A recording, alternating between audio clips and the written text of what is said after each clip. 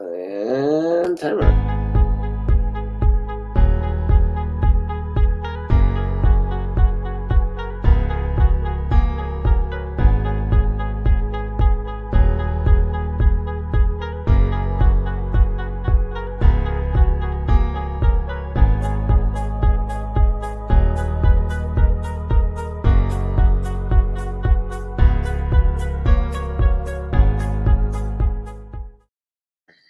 Welcome to the party, pal. You're for the Neighborhood Mastercast, back with you once again, and I'm honored, very honored, to have Mr. David Gregory with us, or as he calls himself, David Severin, today. He is David. Thank you for being here, man. My pleasure. Now we had to reschedule a little bit, but I know things are hectic on your end, and you are all the way across the pond, right? Yeah, I am. I'm back in England. I'm back where I grew up. I just arrived in the city of Nottingham. And you did not escape from LA. You're just there. You're basically on sort of a working vacation, yes? Yeah, I mean, I've been in England for about, actually, I have no idea how long I've been here. I know we had to quarantine for the first 5 days, which was a complete twilight zone. And then we got out and we've just been nonstop shooting and walking around and catching up with people ever since. Oh man, you probably can't reveal. I mean, we've seen pictures on Facebook and stuff. But you probably can't reveal what it's for, right? But you've been talking to Simon Pegg and people like that. That's right. Yes, I've been talking to a lot of people for various forthcoming releases, but yeah, I'm not going to specify what they're for. Gotcha. I have a feeling that some of the more narrow-minded of the Severin fan base aren't going to like him anyway. So, well, I guess it remains to be seen. But I'm excited to find out what it is, and I appreciate somebody who goes out there and gets those interviews in person and hustles that. I think that's really cool. Yeah, I mean, I try to do as many as I can, but we have so many different featurettes going on for so many different releases. I obviously can't do all the interviews myself, and nor should I. I mean, we have plenty of perfectly able people who can go out and shoot featurettes these days. Yeah, absolutely. Well, it's become much easier now. Almost everybody has a camera, so you know. Well, that's actually become part of the problem. I think some features are actually a bit shit, but not ours. So yes, there's definitely a mark of quality there. So we I wanted to have you on specifically because you guys are nuking the mid-year, according right. to. So how did that was kind of a play on how we nuked our own website last year. So so this year things went a lot smoothly, although I was asleep first thing this morning when it started, which was kind of by design because it's always the most stressful part of the sale when it starts.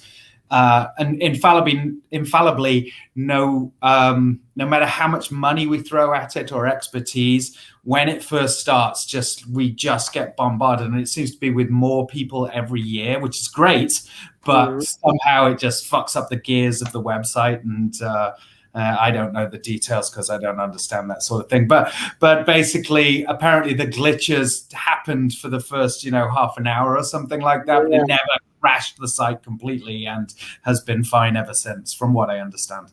Yeah, no, I was on there with a whole bunch of people, and we kept getting 504 error messages. But then you would refresh a couple times and it would come back, so it wasn't ever completely dead, which is the good news. And I think everybody was able to get their orders in, so that's well. That's the other thing is that I think people panic a lot more about things selling out, but we really make sure that we have enough of pretty much everything. There's sometimes something that we don't predict will sell a lot faster than we expected. Like today, it was the post-nuke book that was published in France, and we've had it translated. And the first English language publishing of that just went like hotcakes, more than any book we've ever done before. But luckily, we were able to order a bunch more. So again, anyone who wants that can still get it, I think. Oh, good. Okay, good. Yeah, I was gonna get to the out of stock stuff. Real quick in the chat, Joel says, Thank you for Santa Sangre 4K, Perdita Durango, Day of the Beast 4Ks, making my way to Eurocrypt. I'm digging it. And I love my Lindsay Baker box. Well, there's plenty more box sets in the works. It's become a ridiculous mountain that I've set for our team to climb because it seems like certain things just deserve to be packaged in box sets at the moment. Whereby you might have a couple of classics that need restoring, but then there's maybe some B titles that are similarly themed. Well, we put them in nicely packaged box sets now, and we have I can't even keep track of the amount of box sets we have in production at the moment. 2 more of which will be coming out later this year. Oh wow! So we'll get at least 2 more box sets this year. At least 2 more, yeah. Wow. Okay, that's exciting. I know one has sort of been hinted at by you guys, the Emmanuel box set. Yes. So there's the Black Emmanuel box set is in process, and it's going to be mind-blowingly huge. And there's one of the films we know where the elements are, but we're struggling to actually get them into the country.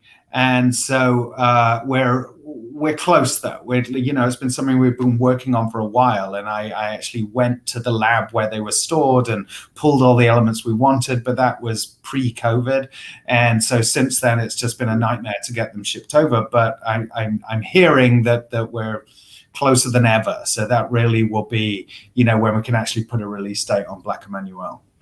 Okay. Oh, okay, that's exciting. Actually, before we jump into the New Year sale, the mid-year sale, something about your adventure in the UK I wanted to ask you about. You posted some pictures about this discovery of film canisters in a barn. How did this happen? Well, actually, it's I think I made it clear that this was the barn of James Kenham Clark, the late James Kenham Clark, who he did the music for Vampires, but he was also a filmmaker, and he directed the Video Nasty expose, aka House on Straw Hill. And we've released that on Blu-ray already, and we had to put a disclaimer at the head because the elements were in terrible condition. And so and I didn't quite know what the situation was, other than that he'd been keeping these film elements in his barn. So I organized to actually go to this barn with the person who's controlling his affairs. And sure enough, there was just a lot of rusty film cans covered in pigeon shit in the corner. And so I wanted to actually rescue that stuff before it actually got worse. And so that's what I did. I went in there, and there was actually no light in there either. So I was sifting through rusty cans, and sort of bringing it out onto the grass outside to see what was there. It was very hard to see what was there because all the labels had all rotted off as well. And some of the cans, you pick them up and they just turn to dust. They if they had a hole in them, then that meant that the film and the can themselves were basically useless. But luckily, quite a few of them were sealed shut, which meant that I couldn't necessarily open them, but which I'll have to do when I get them to another destination. But that would lead you to believe that at least the film is salvageable. Now, in terms of what condition it'll be in once I get it out of the can, it remains to be seen as well. But, I doubt anything there's going to be completely pristine, but it needed to be retrieved before it got worse. Well, you're doing the Lord's work when it comes to actual film preservation. I mean, you're finding them with all these abandoned places. That's pretty great. Yeah. Yeah. Thank you. I mean, it was fun. Really. It's the people there didn't really know what was there, and so I was trying to sort of decipher what was there. I mean, he had all the rushes from another film that he made, so that stuff is not worth me taking literally tons of material and shipping it to the US, because it's probably useless anyway, even if the film was intact. But obviously trying to find the actual complete films was something that needed to happen. Absolutely. And I think a lot of people forget that is the hard part of owning a boutique label. Getting your hands dirty and trying to find these elements. And we'll talk about the films today specifically. Why don't we go ahead and do that now? Let me add this to the thing.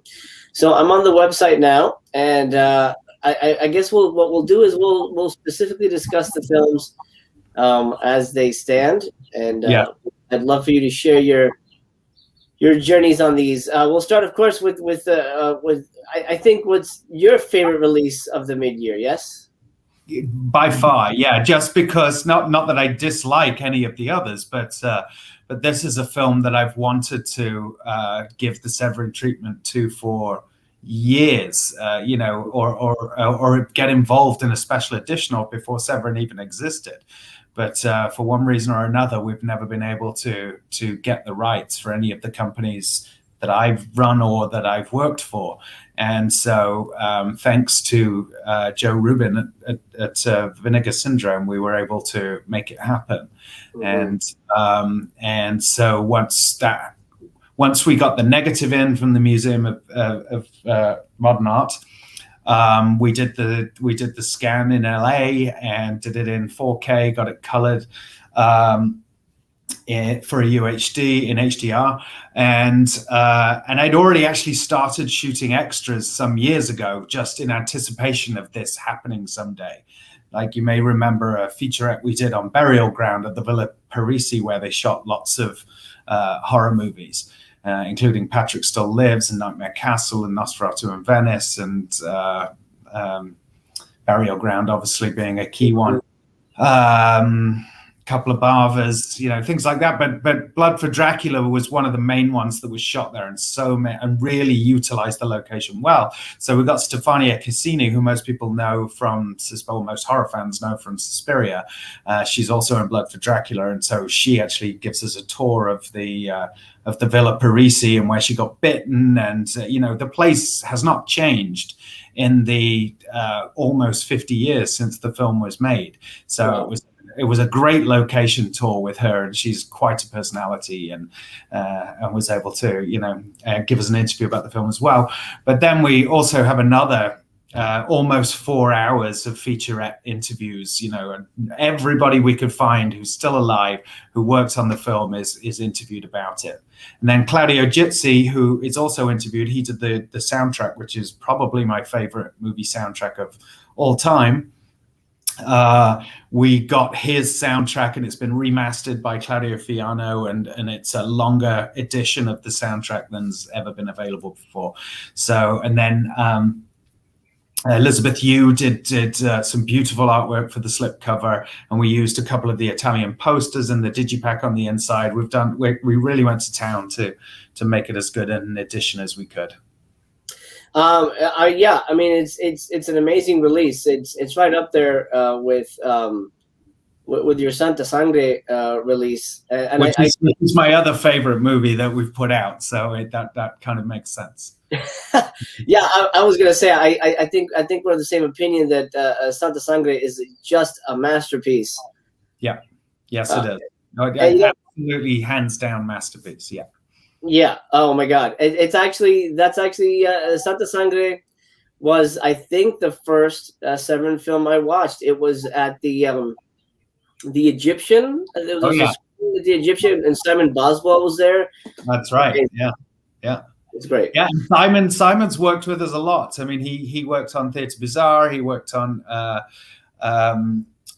Perdita Durango. I mean, he's done the score for a few films we've put out.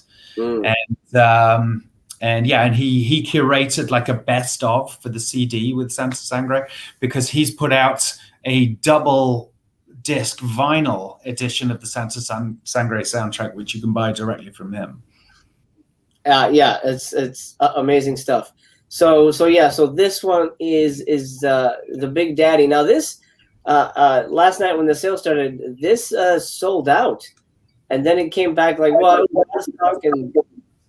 was is that something people need to worry about? Is this something that could potentially sell out? It's going a lot faster than we expected, which is why it actually went down to 0 on the website. But there's plenty of copies left. I'm sure it'll be available throughout the weekend. Okay, well, fantastic. That's good to hear. Let's talk about Warriors of the Year 2072. This is the Fulci title of the sale. How did this one come into your hands? The same way Raiders of Atlantis did. We actually did a deal with the big studio in France, Studio Canal, and often some of these exploitation films which have been out of circulation for a while, they've been out of circulation because they're owned by big studios, and big studios either don't want to deal with companies like us, or they want too much money, or there's definitely hurdles on dealing with a big studio, because it's much easier to deal with an independent company, or maybe one of the bigger independents in Italy we license from all the time. But this was owned by Studio Canal, and we had to do a deal with several titles. So we got Warriors and Raiders of Atlantis from them.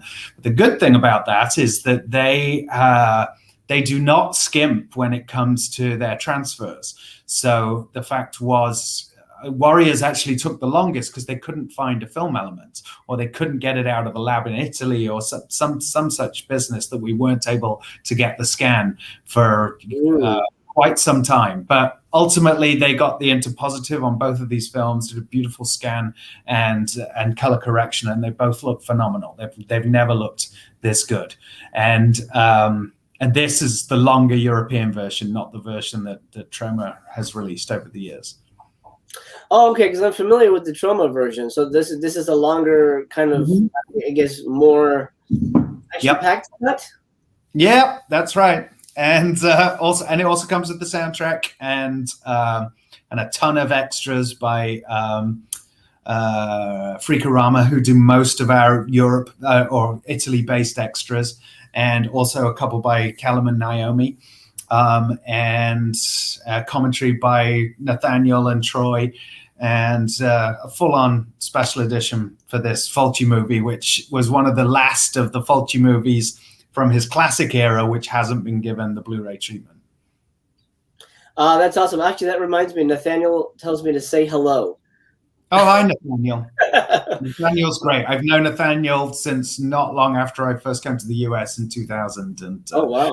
We've been pals ever since. Well, that's awesome. Yeah, we're going to have him on the show next month. So he said, oh, yeah, tell him. He's great. His website's been unfailingly reliable since the beginning of DVD, really. I mean, he used to do these volumes for Fab Press called DVD Delirium, but of course they were out of date before they even, came off the printer, because so many different territories were releasing all these movies. So he stopped doing that. But Mondo Digital, his site, is basically kind of like the news version of that. It keeps everything up to date. So you can see the progress that all these films have made in the last 20 years from, their first DVD editions right up to the latest releases. Right. Yeah, absolutely. I can't wait to chat with him.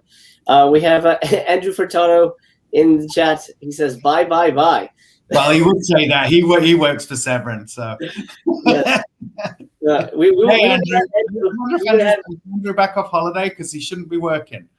Yes, well, we were going to have him on, but he says, "Oh, I'm actually going on vacation." I'm like, "All right, next time." Yep. So we talked a little bit about Raiders of Atlantis, but this one has some unique special features because we've got audio commentary. Ruggero Deodato. So this is Ruggero Deodato, obviously of Cannibal Holocaust and House on the Edge of the Park and Jungle Holocaust fame. One of the great Italian exploitation filmmakers of the era. And again, this is one that's really been not had a decent release in a long time. I don't even know if it had a decent DVD release. But even if it did, we knew it had been quite some time. So we once that one became available, and funnily enough, it almost escaped our attention when we were doing the deal with Studio Canal because it was listed under a different title, and we're like, whatever happened to that movie? And then Studio Canal alerted us that they actually had it. So we're pretty happy to get that one too. Was it under that Atlantis Interceptors? No, because that's the name that I know it on. I used to have the poster on my bedroom door, and it was released in England on video as the Atlantis Interceptors. It was something else, something I was unfamiliar with. So speaking of being unfamiliar, I've actually never even heard of this film. How would you describe this movie? Well, it's another one of the post-nuke movies. It's probably the most outrageous of the bunch that we're doing. I mean, it's fucking action-packed and just completely nuts. Ruggiero, by the way, doesn't particularly like this movie. I saw it. There's been a documentary made on his entire career recently, which is terrific. It was made by the guys at this Fantaspoa Festival, and it's a full career interview with him and all of his movies. And this one he's kind of dismissive about, which is absurd, Ruggiero, because this movie's awesome. Wow. Yeah, that's really interesting. I think for me, going back to another film we were talking about, for me, the most interesting thing on Blood for Dracula would be to hear Paul Morrissey talk. Well, Paul Morrissey's interview is something else. I mean, he has a worldview which is, well, basically the world is a toilet is what he said in the interview. I mean, he does not hold back in this interview, and we got it off Uwe Huber in Germany, who interviewed him, I think 3 or 4 years ago now, when he was there getting an honor, and he obviously felt quite relaxed to really speak his mind and talk shit. Oh my God. Well, now you guys have to make the world is a toilet T-shirts, right? For Black Friday. Yeah, there you go. I think that would sell quite well. Let's get over back to the main page here and take a look at Endgame. This is the other post-apocalyptic. Yep, this is the third, and this one's a Joe D'Amato picture. Again, been out of circulation for far too long, and we were able to get a scan from the negative. Looks fantastic. Obviously, we release a lot of Joe D'Amato films. He really is the king of sleazy exploitation in the Italian industry, and that's saying something. And this one features his regular stalwarts, George Eastman, aka Luigi Montefiore, who was interviewed on the disc, and the great Laura Gemser, of course, who we'll be seeing a lot more of when we do the Black Emmanuel box. Quick question: what is it about Laura Gemser? I feel like maybe I missed the boat on this, but so many people are obsessed with Laura Gemser. What is it? I mean, she's one of the most beautiful women that ever lived. So, I mean, I think that helps, you know. Yeah. and she's obviously quite fearless, and has starred in probably more outrageous movies than any woman I can think of, honestly. And unfortunately, she's also an enigma because she doesn't do interviews, even though she's still very much alive and well.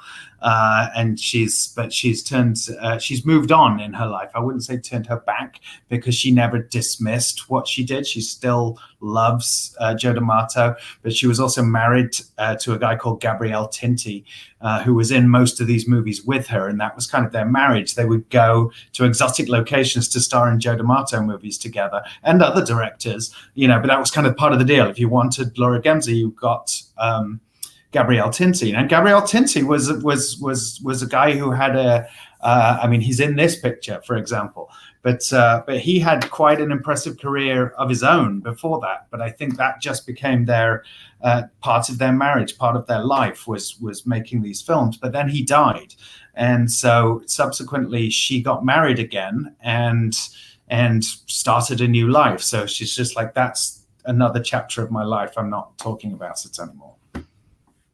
Copy that. So she's still around then. I have not. I'll be honest. I have not really checked out a lot of the Emmanuel films, but has she been available for interviews and things like that? Not at all. That's the point. She's been. We've tried many times over the years. The last time she did an interview for talking about those movies specifically was when Alex Cox did an Emmanuel documentary, I think around 2000, around the same time I was doing the Emmanuel featurettes but they were the Sylvia Crystal films. He basically did a thing about the whole Emmanuel phenomenon and got a short interview with Laura Gemser, which is on YouTube, I believe. But it's in, I forget what it's called, but it's Alex Cox's Emmanuel documentary, and she's in it briefly. But that's 20 years ago now, and she's given an interview since, despite being offered quite a bit to do one. Oh wow, wow, that's interesting. I guess she's just left it behind her. Yep. Let's talk about Retribution. This is this seems almost like an outlier in the in the mid-year sale. How did Retribution come? Well, it's got a apocalypse overtones, but this was quite a big late 80s horror movie, and when I say that, I mean it was relatively large budget. It was a theatrical release. Certainly in England, it had a theatrical release. It wasn't a straight-to-video effort, and it was directed by a guy called Guy Magar, who had done a lot of television, like Starsky and Hutch and things like that. And and it's a terrific late 80s horror movie, full of gory bits and monster effects and things like and in-camera visual effects, because obviously it's before CGI, which Guy is very keen to talk about in his commentary, and has some wacky kills in it and terrific acting and excellent production. Music by Alan Howarth, who obviously worked with Carpenter quite a lot. And we've got a 3-disc edition with the Howarth score and the 2 versions of the movie. There's one version which was released on Dutch VHS, which has a little bit extra gore in it, which Guy doesn't think is the better version, because he actually cut that gore out in order to make the US release version, which he considers his director's cut. But somehow it ended up through a convoluted reason to do with the sales agent who co-financed the movie. They got an early screening copy of the film on tape, and that's what they sold to the Dutch, sent to the Dutch as their master, basically, for their release. Wow. And so was any restoration done on this video release, or how's that? Yeah. I mean, basically, we got I think it was a low-com print that we scanned for the director's cut, and that looks absolutely phenomenal. It was a pristine element, but we scoured the globe to figure out if these gory bits ever exist on film, and Guy was insistent that they never made it into any like release 35mm version of the film, so there's no way that they would exist. So, but we didn't initially take his word for it. We actually searched archives all over the world, and we found other film elements, but he was right. There was no film version. There was no 35mm version of the film that had those scenes in. So we were able to do an up-res from a standard def video. I think it was a 1-inch master maybe, and we cut it, just those bits we cut in. We still use the other version. We cut those bits in and had a expert color corrector try and match it so that it's as seamless as it can be. Amazing. Okay, great. So, and 3 discs and a slipcase with this one. Yep. And oh man, this is look at all those extras. I mean, Heather Buckley went out and I said, "Can you get some extras for Retribution?" And she obviously went above and beyond to get everybody she possibly could to do interviews about making this movie, and everybody had really solid, positive things to say about the making of this late 80s horror movie. So that's always nice. And we also have Guy Magar's student film, which he made with the guy who wrote Lee Wasserman, who wrote Retribution. And so they were at film school together in London, and they made this short film Bingo, which was quite the shocking cause célèbre in their film school at the time. It's only like a short 3-minute film, but it's pretty cool. Nice. So we scanned that as well from the only existing print. Excellent. Okay, well, I mean, you guys definitely went above and beyond for this movie. That's amazing. Yeah, it deserves it. Yes, it's. I mean, I watched it a long time ago, but I was really impressed with the effects. It's certainly a movie that has. It's a ballsy movie. I mean, it's certainly a ballsy movie. Yes. Speaking of ballsy movies, Let's talk Jess Franco. Yes. Okay. Well, I mean, I guess we could talk about both of them together. They're basically two films from his Golden Films era, which also produced things like Macumba Sexual, A Mention of the Living Dead, and Inconfessional Orgies of Emmanuel. And this was the period where he first had the most freedom. Now, with the freedom came a very limited budget. So when he was working for Golden Films, they basically gave him probably like 10 grand, maybe. and he and Antonio Mayans and Lena Romay, his partner, would go to the Canary Islands or some seaside location and shoot movies, and shoot several concurrently. And they would get their other friends in and just make these fever dreams of Jess, almost like Jess does, making them like a jazz composition. And both House of Lost Women and Black Boots Leather Whip are two examples of this. And they both star Lena and Antonio Mayans. And I asked Stephen Thrower, who obviously is one of the key experts on Jess Franco movies. If you've ever read either of his books on Jess Franco, he much knows his filmography inside and out, which is no mean feat when you consider how many movies we're talking about. And I said, which films need a Blu-ray release? And he gave me a list of maybe 6 or 7 titles which were absolutely essentially in need of this, and these were 2 of them. So we managed to do that. We've got both of them have Stephen talking about the films, but also the next 2 chapters in the Land of Franco series, where we go with Stephen and Antonio Mayans to the locations in Spain where Franco shot several of his, I should say, where we go to locations and you'll see, okay, that's where he shot this film, that's where he shot this film, that's where he shot this film. We would be driving past some old ruin, and Steve would look out the window and go, oh my God, there's that building. And we'd jump out of the car and he would recognize it from some film among the, 100 and however many movies that Franco made.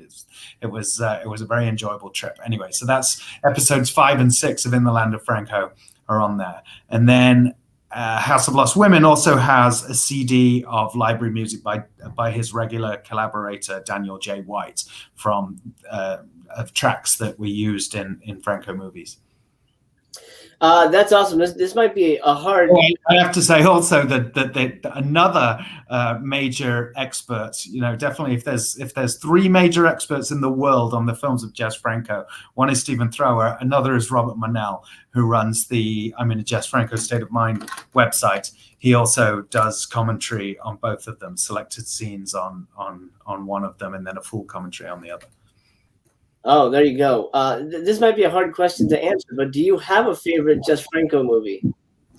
Yeah, funnily enough, my favorite is Bloody Moon, because it was the first one I saw, and I absolutely love Bloody Moon. But Franco hated it, and Franco Files would tell you that it's not really a Jess Franco film because it doesn't have his usual obsessions in it or style. It was definitely a work for hire.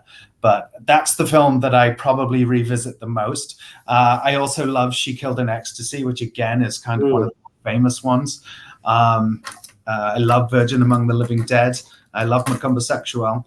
There's a once you open that door, there is the floodgates open, and there's just so much to see and enjoy in that filmography, even with the ridiculous ones like The Devil Hunter, which is an absurd movie, but I really quite enjoyed it.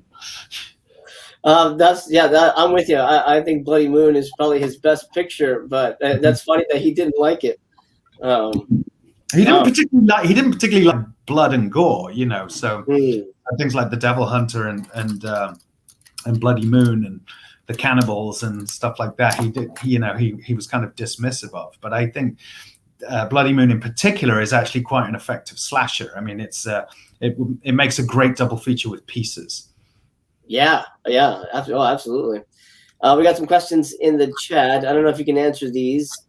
Just chat, just so you know, he's not going to give anything away. So if you ask about what is potential, he will give you as much of an answer as possible. But he's not going to reveal anything today, unfortunately. Ken says, are the post-apocalyptic films Thunder 1 through 3 and Urban Warriors a possibility? Urban Warriors we haven't looked into. Thunder 1 to 3 are actually owned by a studio, so not really possible for us. There you go. John Peter says, I do enjoy them, so you know. There you go. He's a fan. John says, David is my favorite boutique label guy. Oh, thanks, John. Let's see. Jerry L says, will the Lindsay Baker box set be back in stock at some point down the road? Wait, is it out of stock? If it is, then we will rectify that. I believe there's still copies left. Let me see. I'll go over and check out real quick. It was out of stock last night.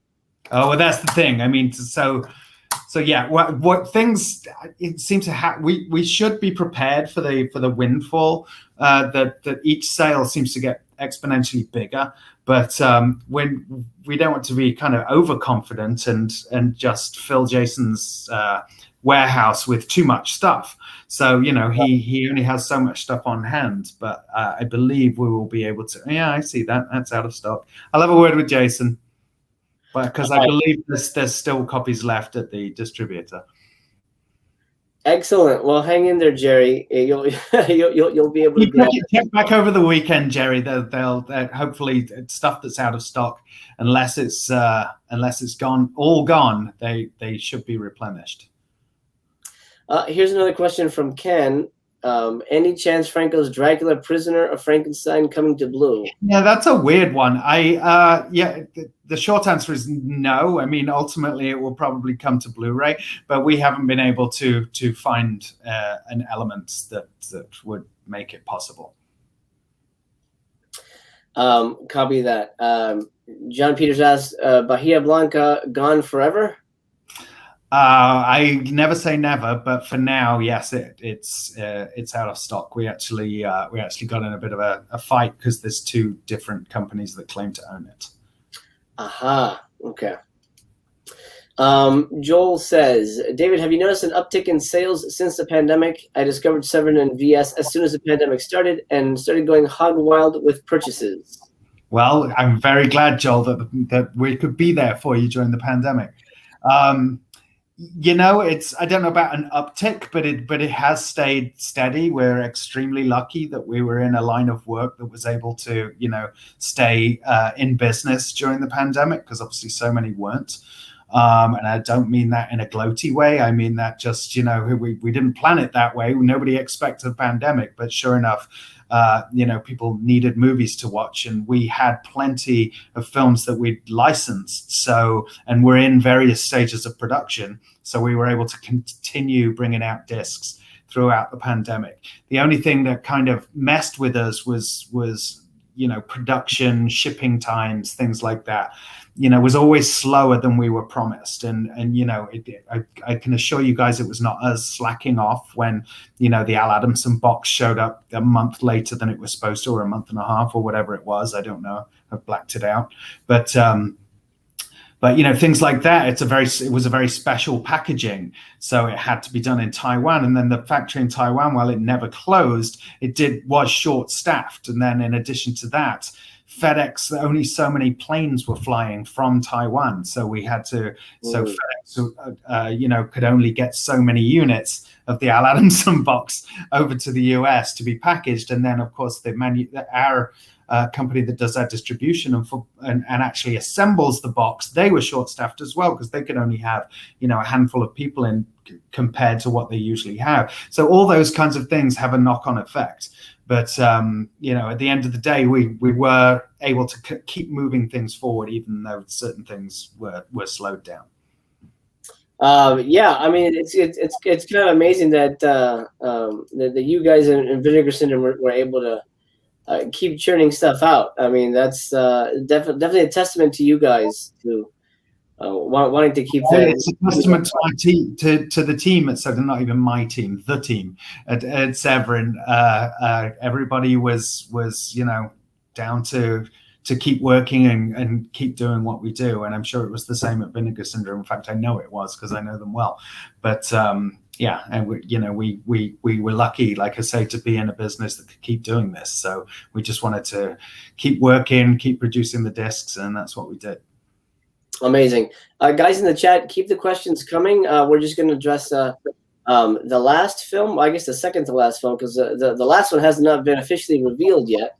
Correct. Although I think it leaked. I don't know if you know that. I think it leaked as well, and I was not very fucking happy about it. But hey, those things happen. Yeah. We want to address it, but yeah, you'll officially know tonight, everybody. But the key to that one is that it's having another one of our unofficial. Its title was a sequel to another film franchise, so there will be a slipcase that we aren't able to promote, and we can only put out there for a couple of days because otherwise we'll get into trouble. So we'll have that slipcase like we allegedly have done before, and so it'll be available for a burst and then it's gone forever. Gotcha. Yeah, like allegedly I have a movie called Jaws 5, but allegedly.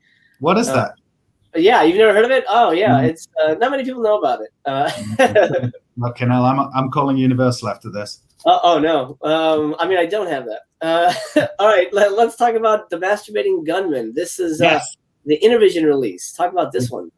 So so Intervision is our sub-label, and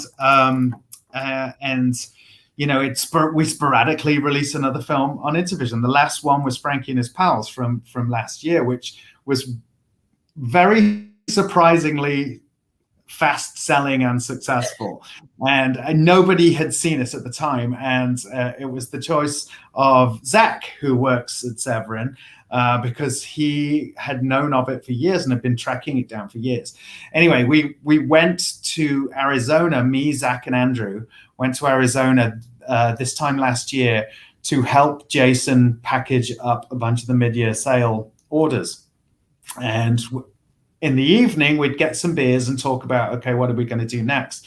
And we needed to find another Intervision title. And Zach says Mark Savage has a movie called The Masturbating Gunman, which is not out. And I was like, well, I know, Mark, why have I never heard of this movie?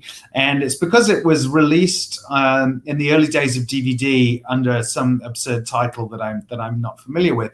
But I called up Mark, and he had recently revisited it and up-resed it and redone the master. And when I watched it, it's an absolute hoot, and it's actually a pretty well-made underground movie.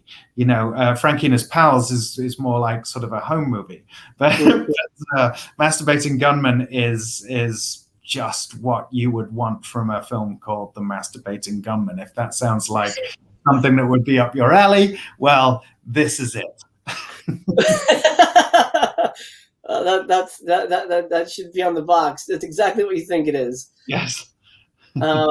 And this, you got a commentary with Mark Savage. Actually, we're going to have Mark on tomorrow. He's coming on. Okay. Mark's great. Mark I've known since I worked at Blue Underground, and he came into the office, and we hit it off right away. And so periodically we get together, talk about independent film. Mark's amazing. He's a proper independent filmmaker who's just continued to produce features, first of all in his native Australia, and then he moved here, and he's continued to find enough financing to keep making movies, and he makes them his way. He makes the movies he wants to make, and that, as an independent filmmaker, is the most you can ask.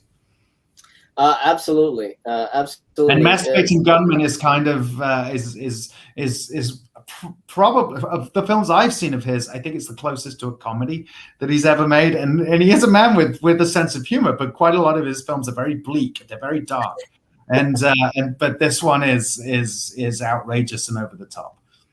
Well, that's good to know. That, I mean, from the trailer you can tell it definitely has a sense of humor. I don't think I'd like to watch a bleak movie about a masturbating gunman. Yeah, this one's a hoot. Yeah, I love it. I'm excited to watch that. Now, we've covered the films here, and we sort of talked about the secret title that's going to be released. Yeah. And the book, I know you said the book is going to be back in stock. Yes. Okay. Yes, I'm pretty sure we confirmed that we're getting more copies earlier today. Okay. Yeah. Excellent. So it's showing out of stock here, guys, but it check back, and this may change, within a few hours. So keep checking back over the weekend, because you can always add to order. On your Severin order. So if you already placed one order, you can go back and then check add to order if you want to add to it. Yeah, that's dangerous. The add to order, like, well, I already paid for shipping, I might as well throw in a couple more. Well, yeah, that's an incentive. That's the if you're a collector, you might want to just add one more. You don't want to be paying full shipping, do you? You want to add it to your existing. Absolutely. Now, I don't want to keep you, because I know you're at the end of your day and you've been rushing around. So, guys, we have maybe another 15, 20 minutes here with David. He's over there. For those of you who have just joined us, he's over there in the UK on sort of a working holiday. And I'm very honored to have had a chance to get some time with him to talk about this. Send in your questions now. We'll do questions towards the end.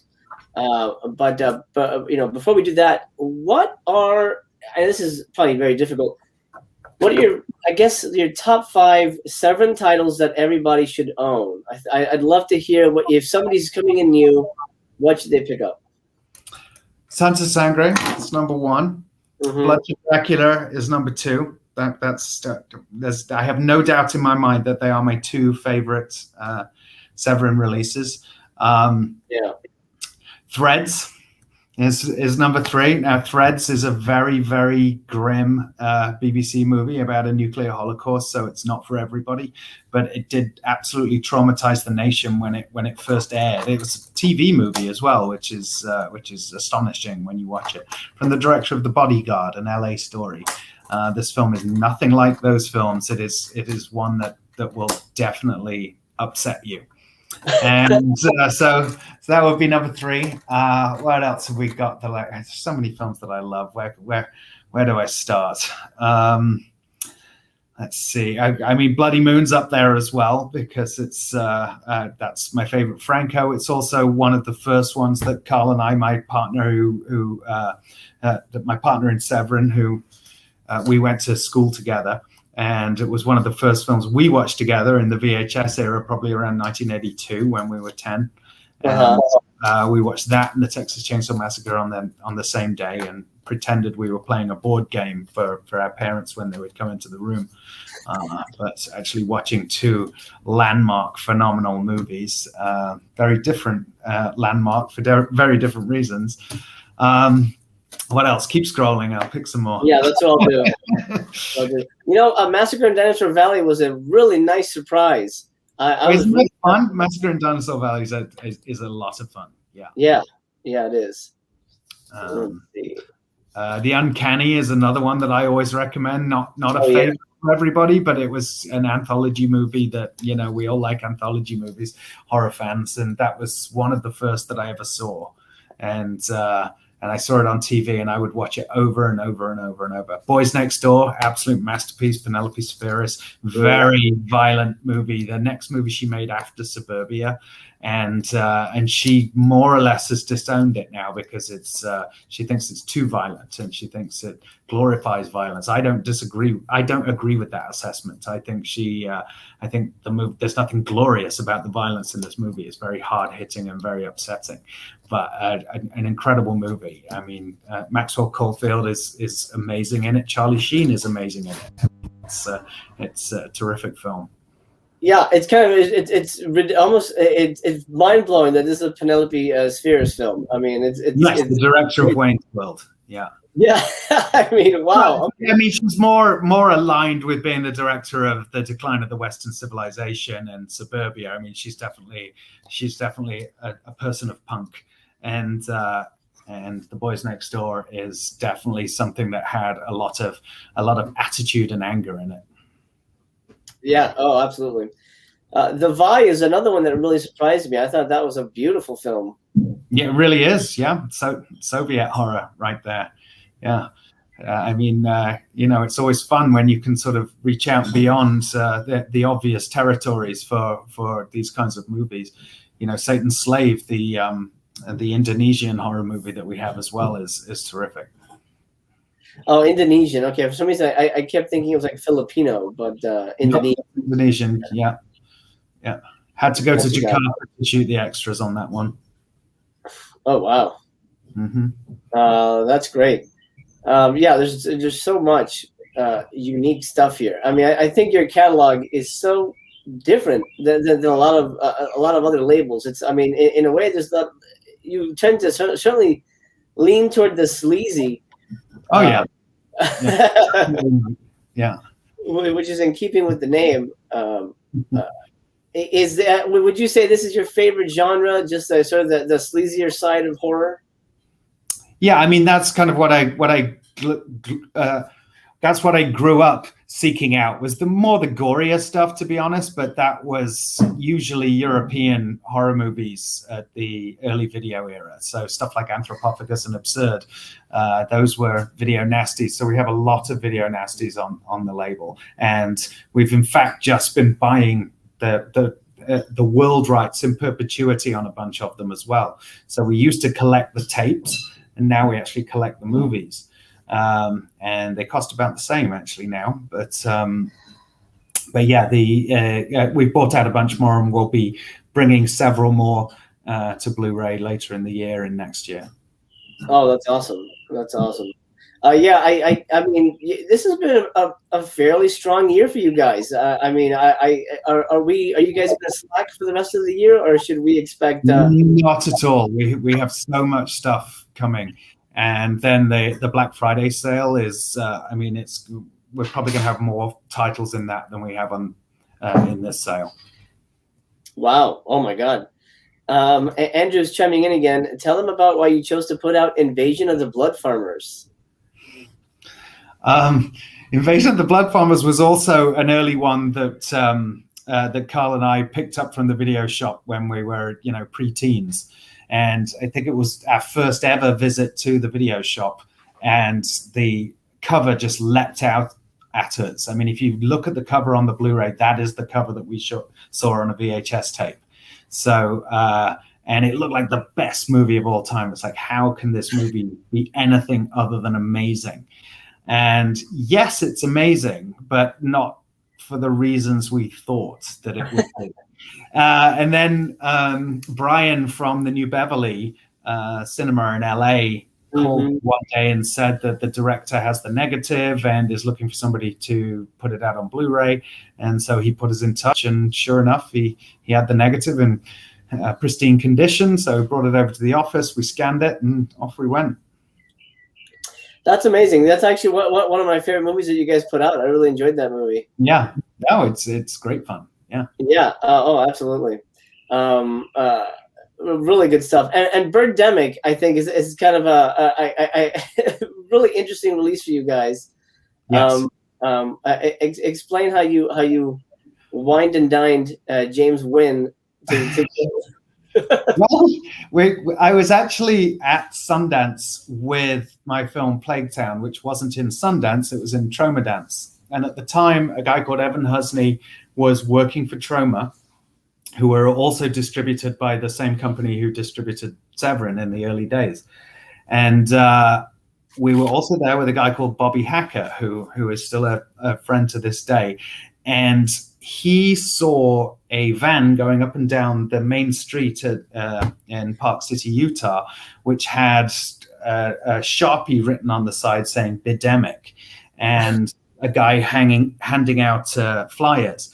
And it turned out he'd spelt the name of his own movie wrong on the side of his van. It was actually Birdemic. So he had to go along to the screening, which was screening in a bar. And there were only 5 people there, him and I think 4 people who were in a band who were playing after the screening. So he was really the only one, as far as I'm aware, who went to see the movie.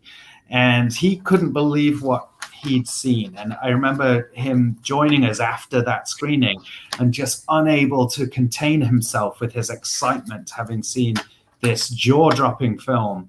and the Q&A that followed it with the director. And so that night we were all just riled up about how we had to see this film Birdemic. And we ended up getting a copy. Me, Carl, and John, who were the partners in Severin, watched it completely sober, like a completely different context from Bobby.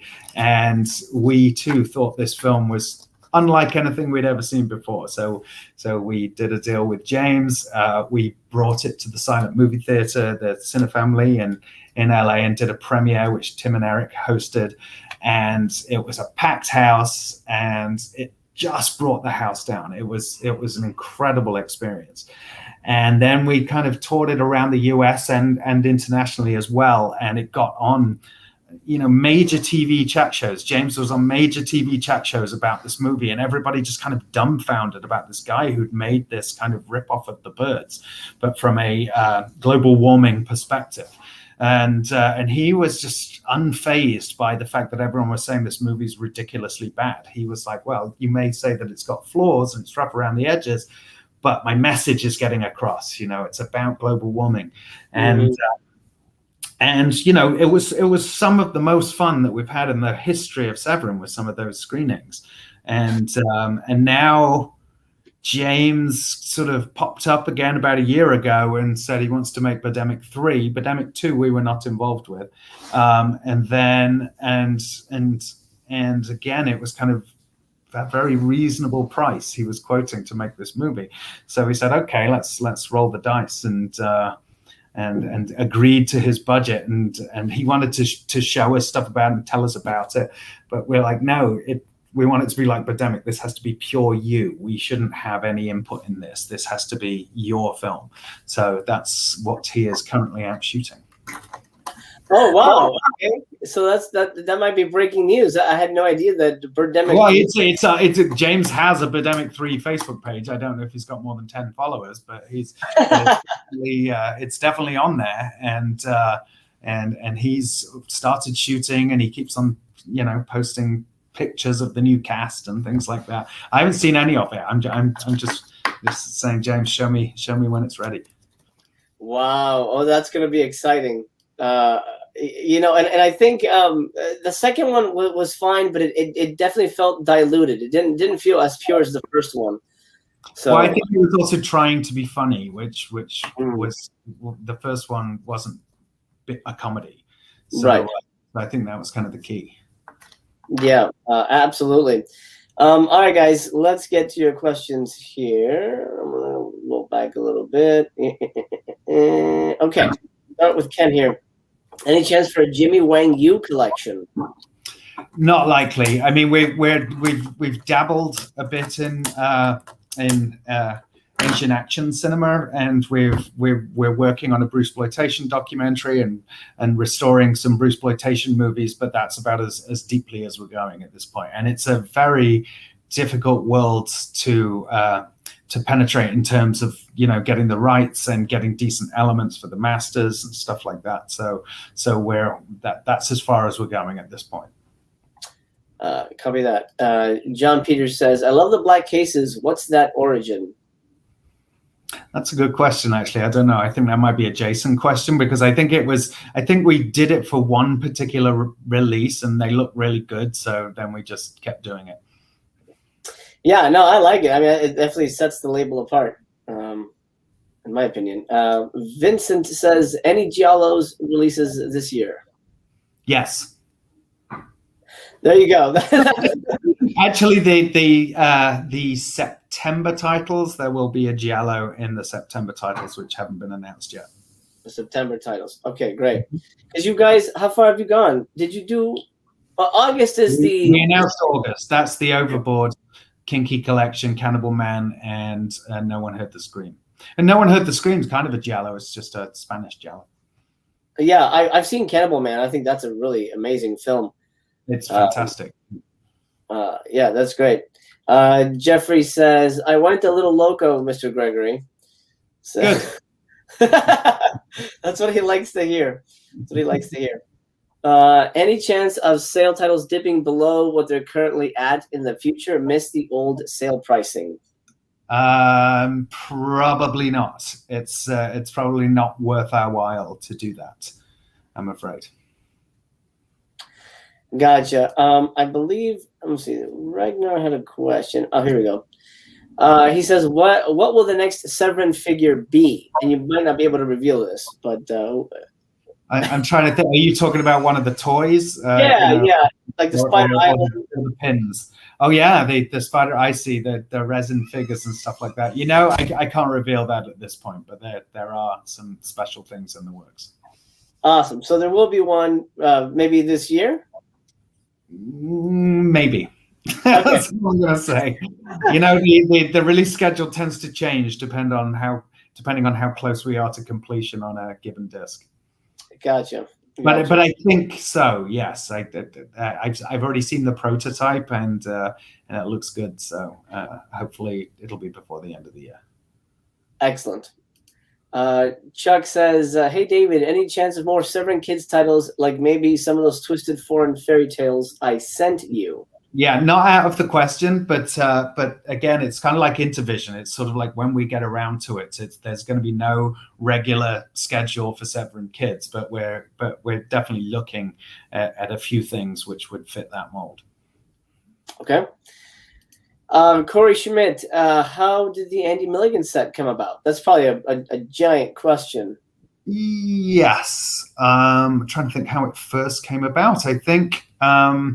I think we were offered the Mishkin films, the four Rats Are Coming, the Wells Are Here, Tortured Dungeon, Bloodthirsty Butchers, and Man with Two Heads. I think we were offered those, and so we bought them outright in perpetuity. And then the longer versions were found, and so then it became something very exciting because the release versions had already had releases, fairly recent releases. So then it evolved, and we had to talk to the big filmmaker who owns the elements on some of them, and he was on board because he's a big Andy Milligan fan. And then quite late in the game, I think maybe it was Stephen Thrower again who told us to talk to Ken Lane, the guy who owned Legacy of Blood, aka Legacy of Horror.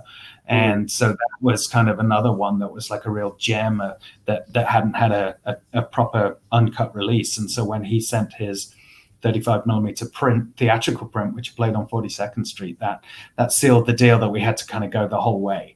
In the same way we did with Adamson, but a lot of the films are lost in the case of Andy Milligan, so there was only so far we could go with his filmography. Also, a couple of the later ones that had already been out on Unearthed Films, I think, brought them out.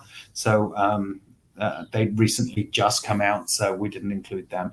But with the exception of those later films, all the existing genre films, we were able to put in the box.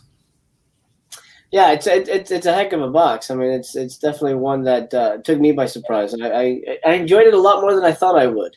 Yeah, I mean, it seems like a lot of people did. I think, given the context of how we put it together, me and the whole team put it together, it seemed like people were kind of prepared for what these films are, and a lot of people got a lot of pleasure out of it, and it did a considerably better than we expected.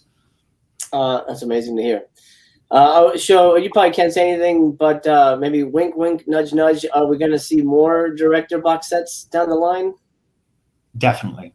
Okay, good. I like that. Ragnar asks, ever think of a subscription service like Vincent? It would be nice, but we are, a little more haphazard in terms of our month-to-month schedule. So it would be extra stress for us to try and meet an exact amount of films to release every given month. So we'd rather just kind of play that by ear. Some months have more, some months have less. So I don't think a subscription would work. I mean, again, not out of the question in the future, but not something that we can possibly do now. Gotcha. Chuck says, ask David about the twisted German, Mexican, and Russian fairy tales I sent him. Oh, okay. So we already asked about that. Yes. Yes. Yeah, I mean, it's a question of ownership. Like Zach, who watches a lot of the Severin Kids stuff, watch them, but it's that would take a lot of research to both find out who owns them, but also who, if the elements are around and if they're in good enough condition and all that kind of thing. We have just so many other titles that we're doing that for, that we know have a given audience, that we have to prioritize those. So so that's where we're at with that. Yeah, that's still always the hard part. Jeffrey says, I only discovered Severin last year during the pandemic, and I'm enamored with them. Thank you for the great content. You are welcome. Thank you. It's a love fest here. Will Fraser says, could Severin ever create a streaming service like Arrow Video? Yeah, no, I mean, it was discussed a couple of years ago, and we actually got to the point of actually building a platform, but it just seemed like yet more work that we would be putting on our own shoulders. And, you know, once you have a streaming service, you've got to fill it with content. And, you know, it just seemed like too much of a project for the amount of people that we are and the amount of time that we have. Right. Joel says, it's more likely to see our stuff on Arrow's platform in the future, I would think. Gotcha. Joel Wood says, what are some Holy Grail titles that you would love to get for Severin? Well, there two of them are coming out this year. My top two, and one of them is Blood for Dracula. The other one is coming out probably, it will be announced in the September titles. So I mean, there's lots of films that you know, we're always looking for, but you know, it's an ever-expanding list of titles we want to do, and it's a lot to do with what's available, what we can find the rights to, versus, you know, what's already out or already spoken for by another label. Copy that. John asks, any chance of re-releasing some Al Adamson movies, maybe his more popular ones for those who missed the set? We may revisit some of them for single discs, but certainly not going to do all of them. But yeah, like you say, some of the more popular ones, they're not on the schedule at the moment, and not a high priority. But we will get to some of the bigger ones for sure. Excellent. Question about Blood for Dracula: is the set limited, and will there be a standard version in the future? It is limited, but it's limited to quite a high number. And standard version, again, it's not on the schedule, but not out of the question in the future. There you go. Jeff H.S., you may have said this already, but any plans to direct another narrative feature? Plaguetown has atmosphere for days, playa. Thank you. Yes, working on 3 different projects at the moment, developing them. Hopefully one of them I can, you know, find the time to actually, you know, raise the money for and actually do, but not going to happen this year. Yes, that's it's way harder to make your own films than probably find obscure titles, right? Yes. Phil says, loved the picnic basket package. How did that sell? I don't know if you can reveal that, but you know, it sold just fine, but I think it was one of those things where it was just more of a nightmare to package than it sounded like when we came up with it as an idea. So it was, you know, a lot more work than maybe it should have been. Yeah, I gotcha. Probably finding boxes to fit that in would be the issue. Yeah. A-Pie says, this was one of the most solid sale lineups I have seen come from Severin. Could the September title be a Video Nasty? No, there is no Video Nasty in the September lineup, but there will be before the end of the year. Copy that. More than one. Oh, there you go. Mm-hmm. Joel throwing some love. Love your documentaries, good sir. Thank you very much. Yeah, the Adamson one was fantastic. Really well done. Well, thank you. It was very enjoyable to make, and I'm very happy with it. Oh man, yeah, it's good stuff. If you guys have not seen that, do grab that. That's worth it. Razor says, just joined. So sorry, this has been asked already. If you got one from PayPal, then you're good. Oh, okay. There you go. Then you're all set. All right, guys. It's getting late for David over there, and I don't want to keep him because he's been busy all day. Do you have any last words for the people watching, the people who are looking to add some Severin titles to their shelves this weekend. Just say keep following us on social media, because we're always announcing new stuff, and the social media is.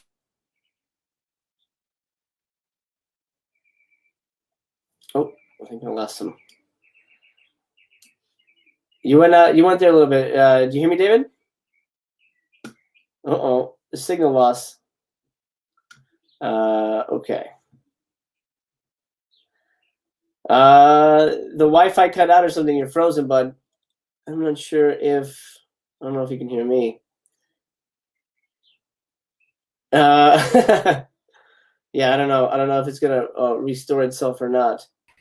Oh, yeah. Hello, there I am. There you go. There you go. What happened there? It must be the hotel I'm at. The internet connection is unstable. Gotcha. Yeah. And there's more stuff. Obviously, check it. If anything's sold out at the site right now in the sale, chances are it might come back in stock. So you need to keep on. I think Jason and his team are on it all weekend, but so far so good. Yeah, guys. Make sure that once you place your order, you can always add to cart. So you can always go back and that's right. And toss some other things. If something that David has said has sparked your interest, feel free to add to cart. A quick question, but before we're gone, how does somebody get you material? Like, let's say somebody has like a film print in their attic. Do they just email you at Severin and say, "Hey, I've got something you might want to look at"? Yeah, it happens all the time. People actually write to us and say, "Hey, I've got this film," and it won't always be me that's watching it, but it will usually be watched by somebody. So and you know, just recently we got a guy in South Africa wrote to us saying, "Hey, there's this film that's only got one film print. Do you want to see it?" Sounded really interesting. We looked at it and ended up licensing it. So those things happen all the time. That's amazing. All right. Well, if anybody watching has any lost, and if anybody out there has a print of Unhinged, the 1982 video nasty, get in touch, because that's a film that's on the verge of being lost. There's no film elements on it, which is very upsetting. Oh no! Well, that's sad to hear. That happens all the time, unfortunately. All right. Well, David, thank you so much for your time, man. I really appreciate this. Thank you, Master Chaos. We will we'll talk soon, my friend. You have a good evening over there. All right. Cheers. Bye-bye. Later, man. Bye. All right. That was amazing. How cool was that? John says, thank you. Yeah, it's fantastic. I'm glad you guys were able to enjoy that. We had to do it a little earlier, but it is what it is. We got it done, and I was able to share a little love of Severin for you guys. Let's call it a day. I will see you guys tomorrow on Let's Watch. For now, I bid you adieu. We'll talk soon. Bye-bye.